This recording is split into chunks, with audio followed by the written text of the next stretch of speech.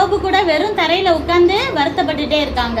அப்புறம் என்ன செய்யறாங்க, யோபுக்கு ஆறுதல் சொல்லணும்னு வந்தவங்க எல்லாம் யோபுக்கு விரோதமா பேசுறாங்க. நான் சொல்லியிருக்கேன்ல, எப்பயுமே நமக்கு ஒரு கஷ்டம் தானே, நீ தான் என்ன பண்ணியோ, நீ என்ன தப்பு பண்ணியோ, என்ன பாவம் பண்ணியோ, அதனாலதான் இப்படி கஷ்டப்படுறேன்னு சொல்ற மாதிரி அவருக்கும் விரோதமா பேசுறாங்க.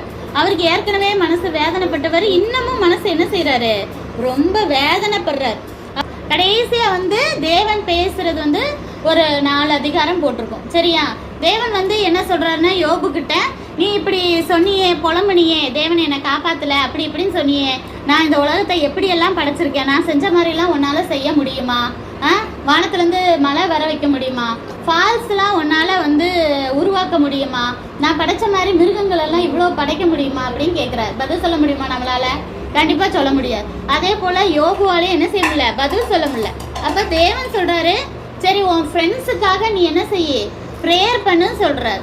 என்னதான் உன் ஃப்ரெண்ட்ஸ் உன்னைய மனசை கஷ்டப்படுத்தினாலும் உன் கூடையே நீ கஷ்டப்படுறப்ப இருந்தாங்க.